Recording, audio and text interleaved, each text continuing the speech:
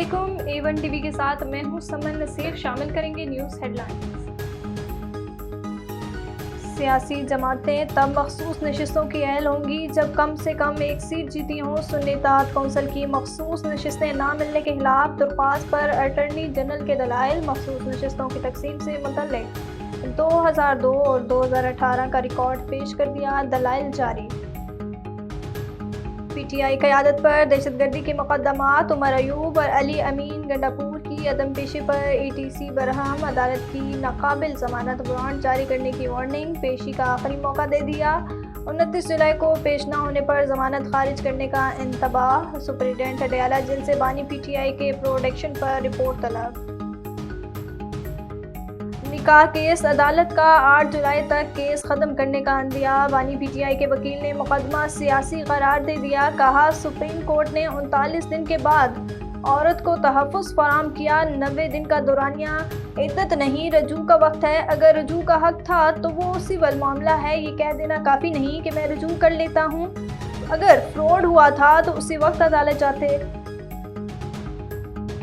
वज़ीर-ए-आज़म शहबाज शरीफ आज ताजिकिस्तान और काज़ाकिस्तान के दौरे पर आज रवाना होंगे। ताजिर सदर इमाम अली रहमान समेत आला हुकाम से मुलाकातें शेड्यूल।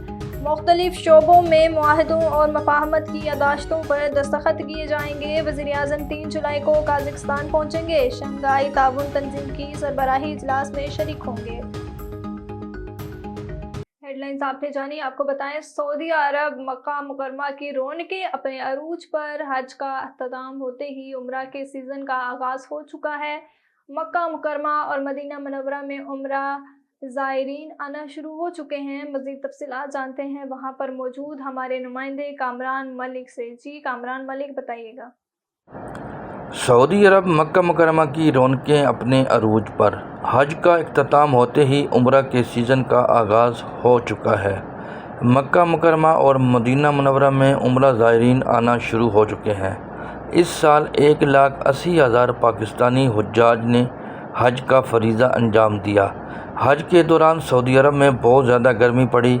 70 से ज़्यादा पाकिस्तानी हज के दौरान यहाँ पर इंतकाल कर गए। हमारी पाकिस्तानी गवर्नमेंट ने भी अपनी हस्बे रवायत हमेशा की तरह अपने हुज्जाज के लिए नाक़िस इंतज़ामात किए।